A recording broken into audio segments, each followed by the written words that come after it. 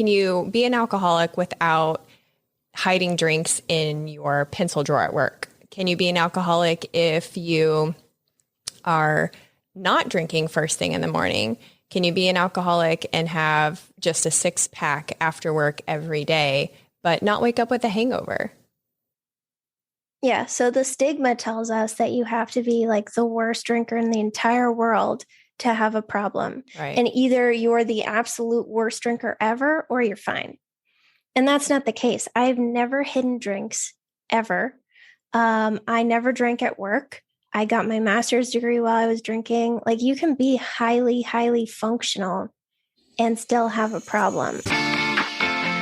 This is Meredith for Real, the Curious Introvert, and I'm Meredith. I explore the questions people think but don't ask out loud, either because they're taboo or thanks to cultural hypnosis. My mission, and yours if you choose to accept it, is to inspire curiosity by exploring the nuance and paradox of our world. Each episode is different, so bring your ADD and your earbuds and have a look around. Hey Curiositors, it's me, Meredith. The question here is one that so many people have asked themselves. Am I an alcoholic? Or maybe it sounds more like, should I take a break? Should I cut back? Is my drinking a problem? It's tempting to look for external answers to this problem, but what I love about this week's guest is that she not only approaches this subject with science, she suggests that the answers are an inside job and offers the questions to sit with in order to find your own answers. I've seen people getting a little preachy about the subject of sobriety, and I'm sure you have too. So I'm betting you'll find her style refreshing and approachable. If you're wondering where I find guests like these, I get asked that a lot, and the source is different for each guest. So I started putting the source of each guest in my Monday email along with the regular info about the episode. On Saturday, I send out a Cliff Notes and clickable links email in case what you heard was so good you wished you could have taken notes. If you're not getting those and you want to be included, you can text REAL to 66866 if you're in the US, or you can go to meredithforreal.com if you're elsewhere. If you're already getting those, you're probably one of my amazing loyal listeners. Thank you so much for that. I can't tell you how cool it is to look at my download reports and see that you're not only listening to the latest episode, but also digging into past episodes. Thank you. Seriously. And if you're new here, welcome. Around here, we press play to get curious, disrupt the algorithm, to grow into better humans. And we talk about everything from refugees to robots. So bring your ADD and your earbuds and have a look around. There's no specific order to listen to episodes, and if you end up liking this episode, you'll also like the one with the former meth addict turned celebrity photographer, episode 46. All right, enjoy the show. Have you seen a friend on social media announce their sobriety and you thought, wow, I didn't know that they were an alcoholic? Have you ever Googled, am I an alcoholic? Well, that's exactly what my next guest did. And although the answer was yes, there wasn't an immediate transformation. It was a winding journey between her Google search in 2014 and sobriety in 2019, all while working full-time as a pharmaceutical biochemist. Well, she recently traded her lab coat for a microphone to be a full-time podcaster for her show, Sober Powered, where she talks about the science and psychology of addiction, with topics like mommy wine culture and drinking dreams. So whether you're wanting to better understand your newly sober friends, are sober curious yourself, or approaching your own rock bottom, this episode promises to be a shame-free zone and the meaningful entertainment that you've come to expect. Today, she's going to help us finally understand the difference between a pastime and a problem, why we drink matters, and if it's possible to be a heavy drinker, but not an alcoholic. Relatable realist, 2 years going strong, sober scientist, Gill Tietz. Thank you so much for being here. Thank you so much for having me. What an intro. Well, I really love your show. I'm so glad that we met in real life, in the analog, as I like to say, at our podcasting conference. And I really appreciate your non-preachy approach to sobriety. I mean, you're really big on positive self-talk and like creating a shame-free environment for yourself and for others. And I was hoping we could maybe kick things off by you talking about why that matters to you.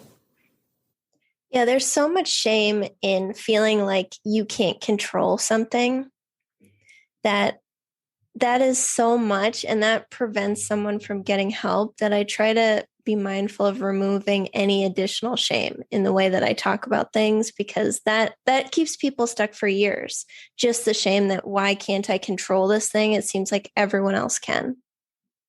That makes sense. I never thought about the kind of not innate, but the shame that already comes with the package of alcoholism. So I would see where you have to separate that a little bit in order to move forward. And you didn't quit cold turkey. You did like a 90-day challenge where you stopped drinking and then you went back to drinking. How did you decide that just taking a break wasn't the answer? So I took the 90 days because I wanted to cure myself, which I'm sure a lot of people can relate to. But I thought 90 was better than 30. I didn't think I could be cured in 30. So I just decided 90. And then when I went back to drinking, I did actually moderate for the first time in my whole life. I would have 2 drinks on Saturday night, and I wasn't drinking any more than that. I wasn't like fighting off cravings or doing anything. And I was a daily drinker before. So I thought I found the secret. But then, eventually I went back to my normal drinking, which was every day with no control. And when I saw the same symptoms come back and the same suffering, I knew like there's no amount of time that's going to fix this. And then that 90-day experience and having it all come back exactly the same as it was before convinced me that that's just how I drink. That's it. And what were the symptoms? So I had really bad anxiety that would keep me up all night long. I would stay up with self-hatred and suicidal thoughts, and I would actually force myself. I would like drink and pass out, obviously, and then I would wake up and start all of this. And I would force myself to stay awake from that like middle of the night anxiety jolt till the sun came up, thinking about like what a loser I am and really scary thoughts. And that was exactly what prompted the 90 days. So to see like literally nothing had changed, it's exactly the same as it was before. I realized like even if I took 10 years off, I'll eventually just drink this same exact way again. Are those symptoms pretty common for people who are experiencing alcoholism, but maybe don't know it? I know you're not like a clinical psychologist or anything, but you seem to have a really great community of people who are open and sharing. So anecdotally anyway, is that kind of what you've seen? Yeah, anxiety is common for everybody, whether you have a problem or not, especially if you have anxiety normally. Extra anxiety after drinking heavily is common. And if you drink heavily every day, then you're going to have a lot of anxiety. And for people that struggle with alcohol, depression, low self-esteem, and eventually suicidal thoughts are super common. I thought that I was the only one struggling with that. And I was afraid to tell people because it's such a serious thing to say. But so many people struggle with that at the end. And because it just beats you down, it just beats down your self-worth. And you're so depressed and hopeless that eventually you start thinking really scary things. I thought alcohol remedied anxiety, that, when people were shaken, their nerves got the best of them. Comedians before they get on stage, people on a flight. I mean, for some people, is there medicinal benefit, and then others, it makes it worse? So short term, it helps everybody. Short term, it relieves your anxiety. If you struggle with chemical depression, short term and in low doses, alcohol can actually like kind of correct that a little bit. But long term, it swings you back really hard in the original direction. So the way that you can think about it is like whatever you're trying to get from drinking, your brain's going to cause the opposite response to balance you back out. So if you're drinking to relax, your body's going to like hype you up to try to bring you back up to balance. And then when the alcohol is gone, now you're just super hyped up. And that's why people feel very anxious.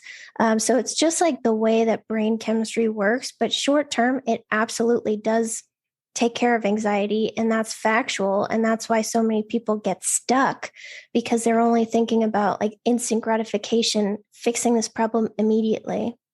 So why does the reason that we drink matter? Because some people do drink when they feel nervous or anxious, but obviously there's this next level of continual drinking. Why does the motivation even factor into helping you kind of self-assess where you're at? So a very interesting study that I read from 2021 that I can send you to link out for people looked at self-reported reasons for drinking. And they found that all of the non-addicted controls reported drinking to socialize, which is typically and historically what we use alcohol for. And people that had alcohol use disorder, they reported not drinking for socializing. That was like very low on the list for them.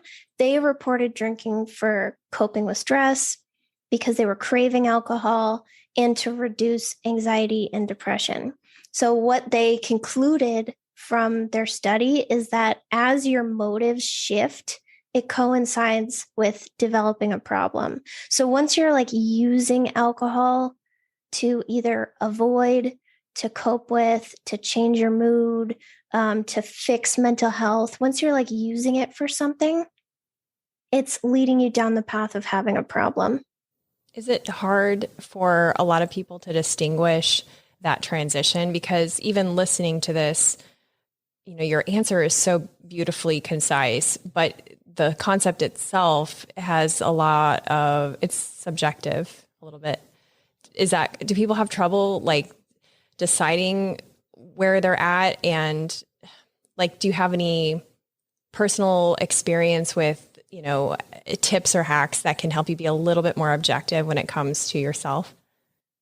Absolutely. So define socializing in your head. So I've had people say to me, but I did drink to socialize, and then you dig a little deeper, and socializing to them meant drinking alone on their couch, texting people. That's not socializing, right? But in their head, they believe I drank to socialize, or because they also drank while they socialized, because we drink all the time when we have a problem, they can put themselves in the social drinker category. So I would define like, what is socializing? Like not to you, but what actually is socializing? It's going out with other people and not like in your house by yourself. So I would look at like your outcomes, like what's happening right before you drink. What are you feeling? Like, do you drink and you feel a lot of relief afterwards? That might be because you're trying to use it for some outcome.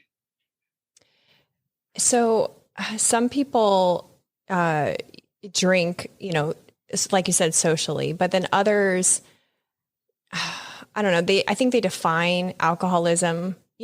I've heard people have this conversation like, well, what is alcoholism? Especially when determining it for a person in their life.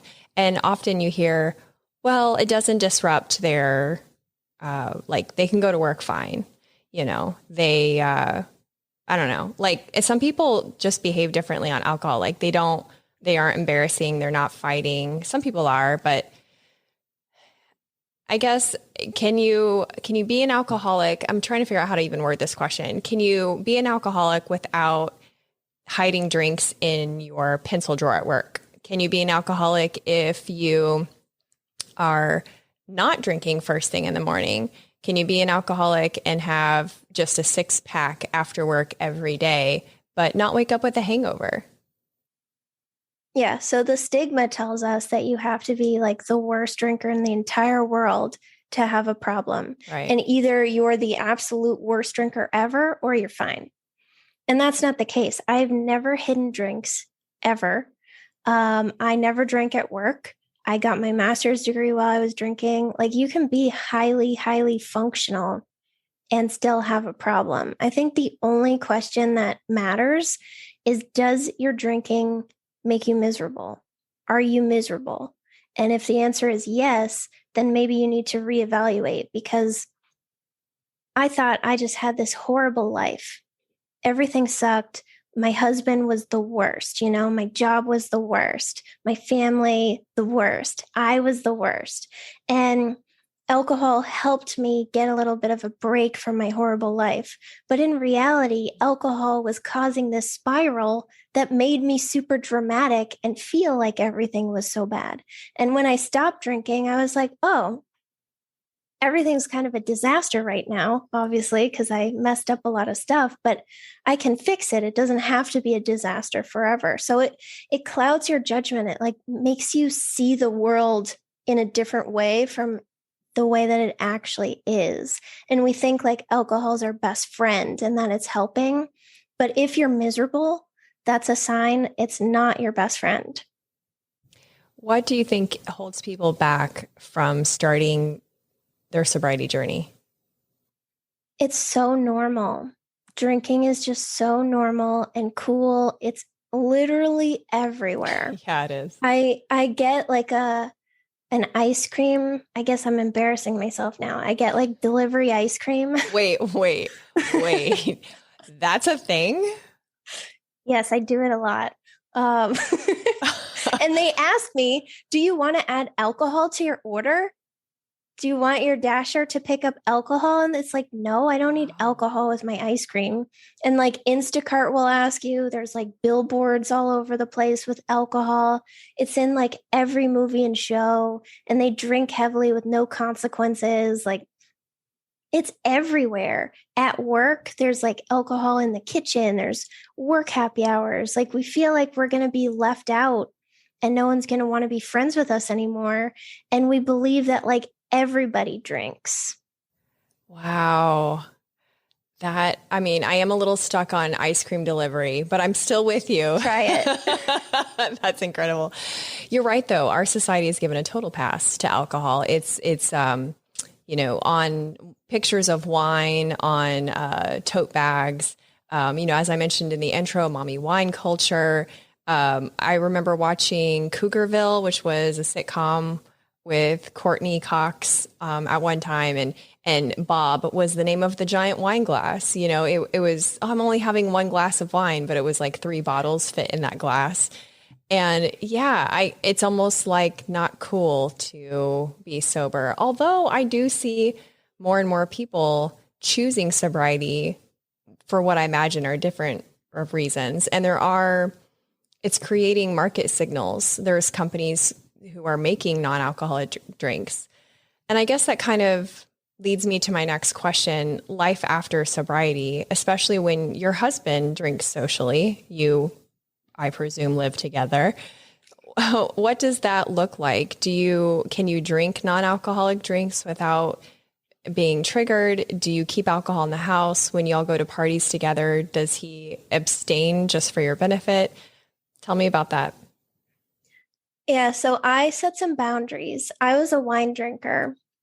Wine was life for me. And my husband was also a wine drinker.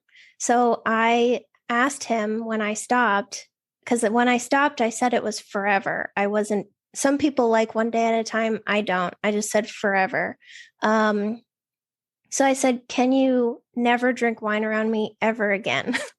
And it might sound like, wow, that's unreasonable, but it's really not. I am obsessed with alcohol.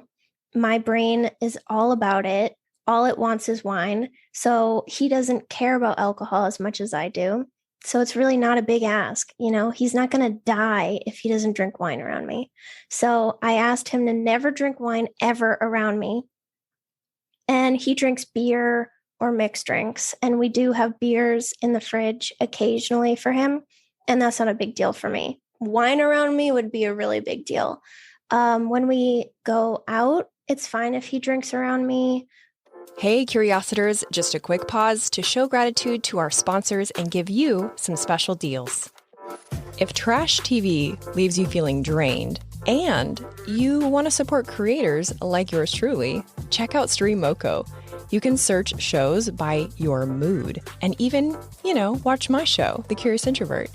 For every $3.99 subscription, they give away $1 for good and support their creators, like your girl. Find my affiliate link in the episode description or the bio link in my Instagram account. StreamMoco, the streaming network that gives a damn. If you've got backyard barbecue plans for 2022, but mosquitoes are not invited, I recommend Insect. I've been using their pest control service for several years now. They have a certified mosquito identification specialist on staff, and pollinator care is always top of mind. If you live in the Florida Panhandle or the Gulf Coast of Alabama, give them a call, ensec.net. The UWF Historic Trust. We shoot the show at the Pensacola Museum of History. It not only houses exhibits of lesser-known Pensacola history, it's an event space too. So if you need a unique space in downtown Pensacola for a fundraiser, networking event, or a corporate party, take a look at historicpensacola.org. And if you want to tour one of the 12 museums, get your tickets in person so you can show the agent one of my emails and get $2 off an adult ticket. Get emails by texting REAL to 66866. Now back to the show. I do personally like non-alcoholic drinks. I think they're very helpful in social situations. I think they've also given me a glimpse into what moderate social drinkers actually experience when they drink alcohol, because I only know my own experience of like obsessing and chugging. So it's been interesting for me too, but some people get very triggered from those. So that's not always a good solution. But yeah, I think just talking about it with your partner and your friends and making sure they know how to accommodate you. Because like I said, no one in my life cares about alcohol more than me. So it's okay for me to make these requests that they support me. And let's talk about how much is a lot.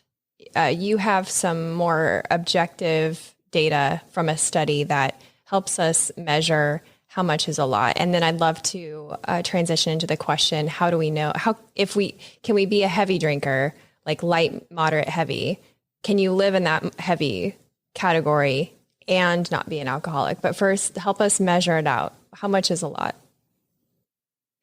So most studies will group people in like low, moderate, and heavy. So the low drinkers are typically like 1 to 7 drinks a week. And what's a drink? The moderate, that's a good one too. Yeah, what's an actual drink? Because if you go to a restaurant, you might actually be getting like 2 to 3 drinks in your glass. So a standard drink is actually really small. So it's 1 5% beer. So if you're drinking like really strong IPAs, that's not one drink, even though it's one, even though the volume is the same, the percentage matters. It's also only 5 ounces of 12% wine, which is a teeny tiny amount of wine. Wow. 5 ounces. And 12% wine, like a lot of us are drinking 14 or 15% wine. So now that's like way less than 5 ounces, or like 1 shot, which is, pretty typical. Okay. So low was how many drinks a week? 1 to 7 standard drinks. Okay. So not much. And moderate? Moderate is 8 to 14. And then heavy is typically above 14 because the guidelines for men are 14 or less drinks a week, no more than 2 a day. For women, they're no more than 7 drinks a week, 1 drink or less a day. So some studies, if they're just looking at women, they might even group 8 drinks or above as the heavy drinkers. And I read that once and I was like, if 8 drinks a week is considered heavy to you guys, then what about the 89 drinks that I was having?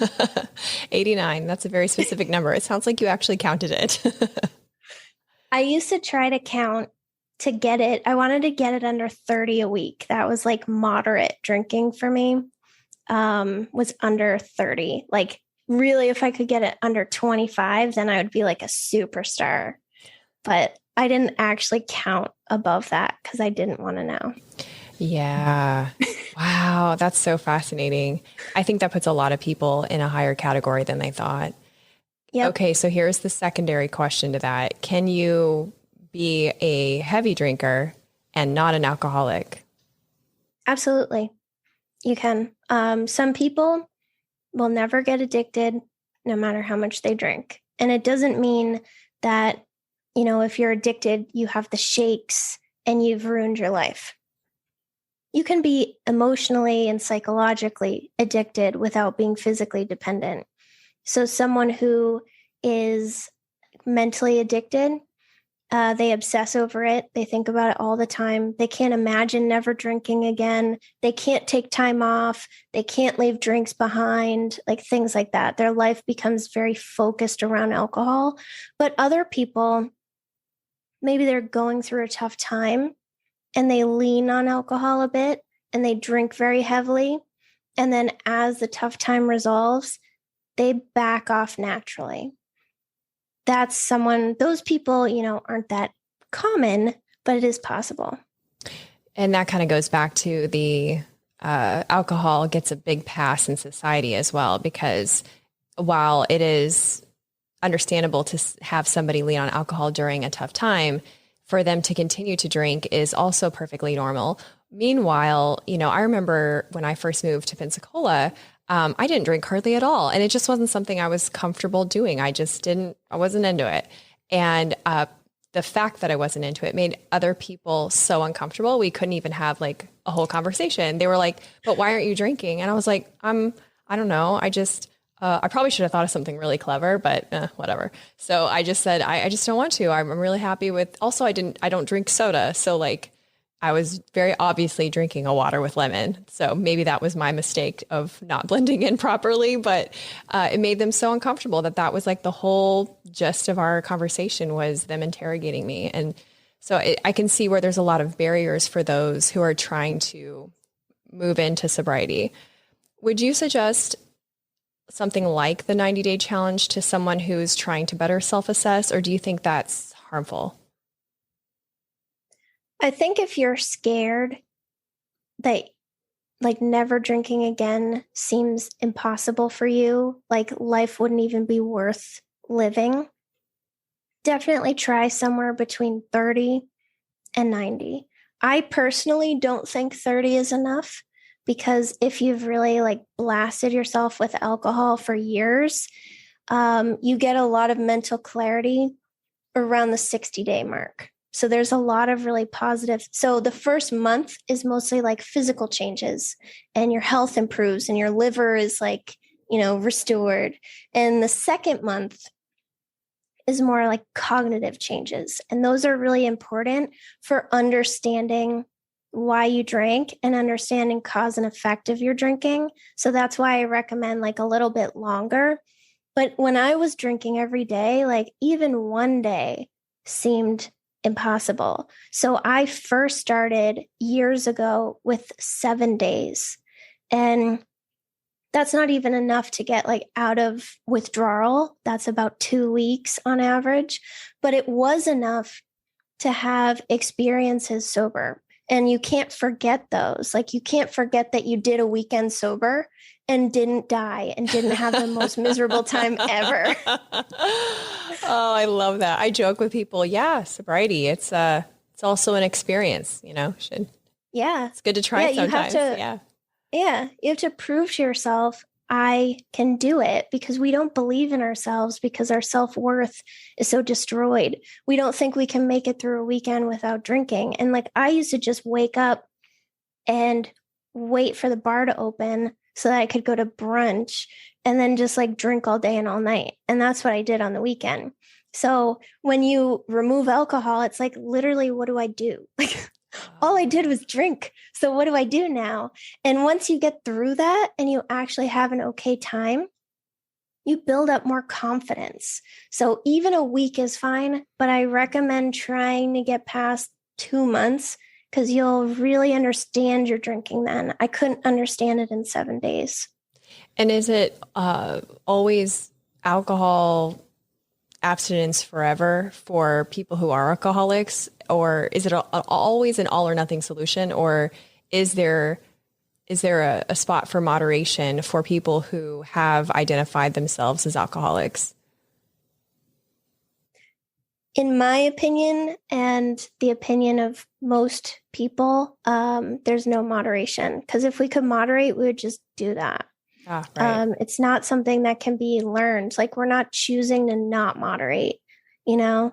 And alcohol is not essential for life like food. So you can just remove it.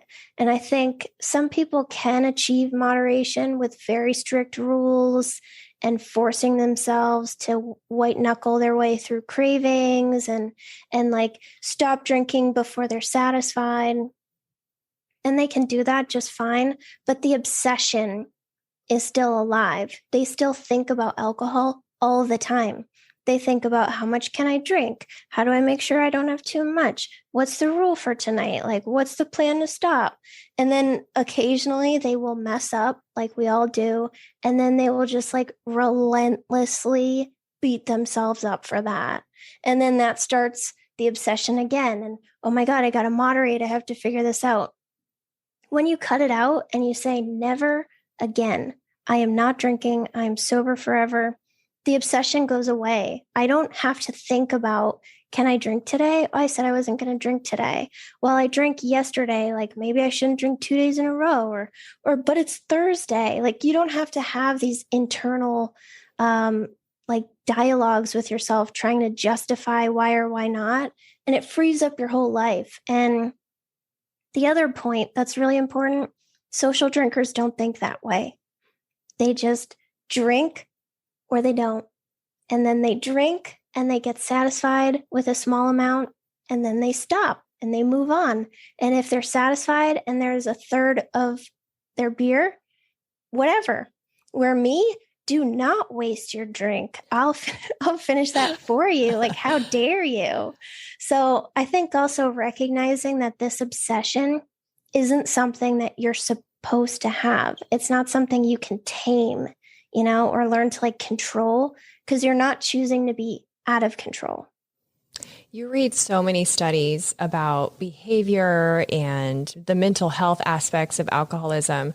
Have you found that recovering alcoholics benefit any from specific supplementation like magnesium to downregulate their autonomic nervous system and increase executive function? Or like, am I just being a dirty hippie? You're not being a dirty hippie.